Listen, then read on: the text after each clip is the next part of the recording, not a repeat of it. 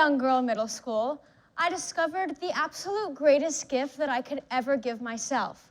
Giving gift and myself in the same sentence kind of sounds ironic, I know.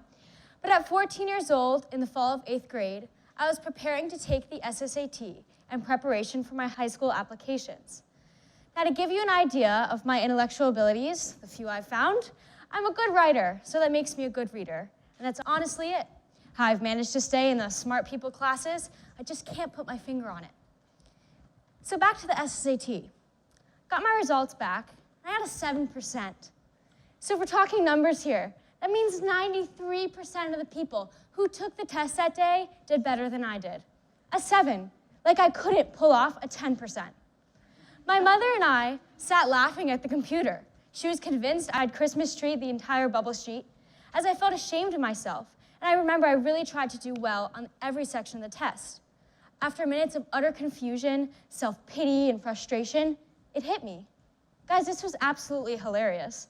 I spent all that time thinking, I can't believe this. And finally, I told myself, believe it, baby, you got a 7. So I sat there, and I just laughed at myself.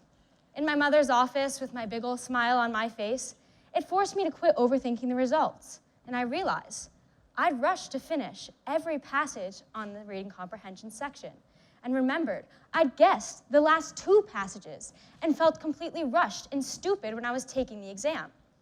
So zooming out, I've always been a very energetic girl, if you can't tell. I'm forgetful. It's hard for me to hold a conversation for more than 5 minutes on the same topic. I'm extremely hyper, and it's oftentimes even concerning to the others of my level of activity. So the combination of the pathetic SSAT results and my concerning nature, I got tested for focusing issues, learning disabilities, whatever you like to call it. And boy, did I have quite the case of attention deficit hyperactivity disorder, ADHD, some combination form, I really don't remember the name. So whatever, I just live with it.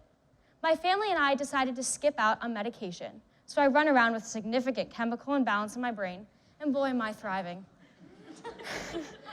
And you know, while we're on the topic, I'd like to take the time to sincerely apologize to all the classrooms I've disrupted, teachers I've upset, classmates I've distracted, and my annoyed in my breakouts of my really weird dancing, my purposefully painful singing, and my blurred out rants on anything from my bad highlights to politics. Or also, the worst of all, my constant movement, like I'm forever holding a fork into a high voltage outlet. But hey, maybe now you'll be a little bit more forgiving. Or not, I honestly don't care. I'm trying my best, I swear. That rhymed. But anyways, if it wasn't for my stepping back and my downplay of the issue, I would have an undiagnosed hyperactive condition. People would think I'm just purely crazy. They still do, but at least they know why, because of the chemical imbalance that they view as a label. But this label is so small. Recently, in reflection on my life, I've discovered this idea called the scheme of things, or what I like to call the scheme of life. I feel as though things is just too general. Life makes more sense.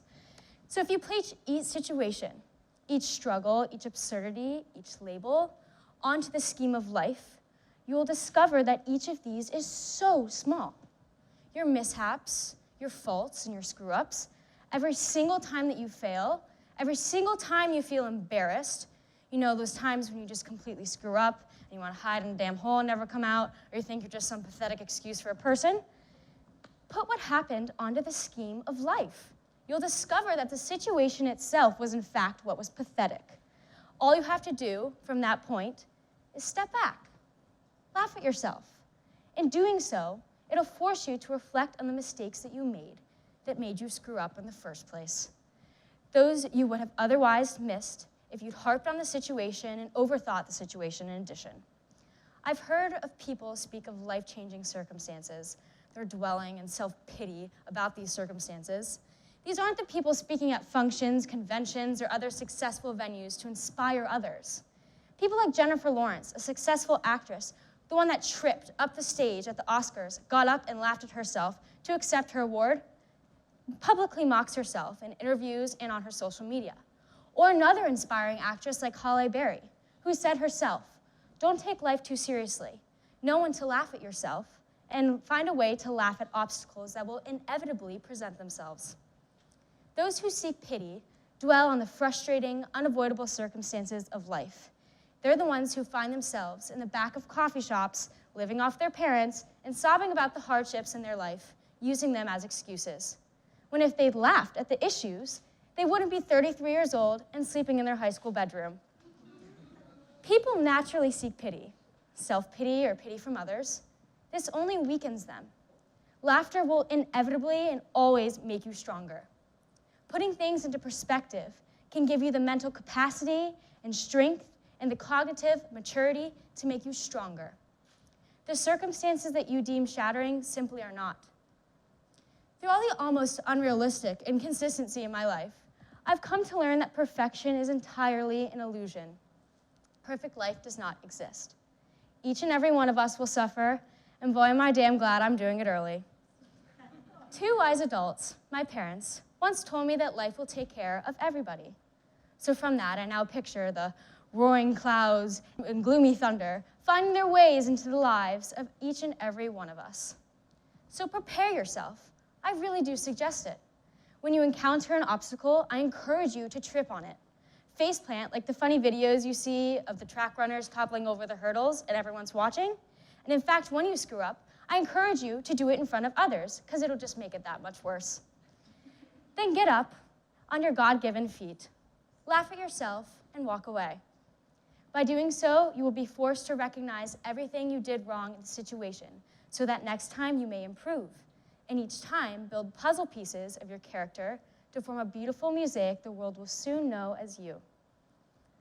Find absurdities, exploit them, put them onto the scheme of life, and then laugh at them.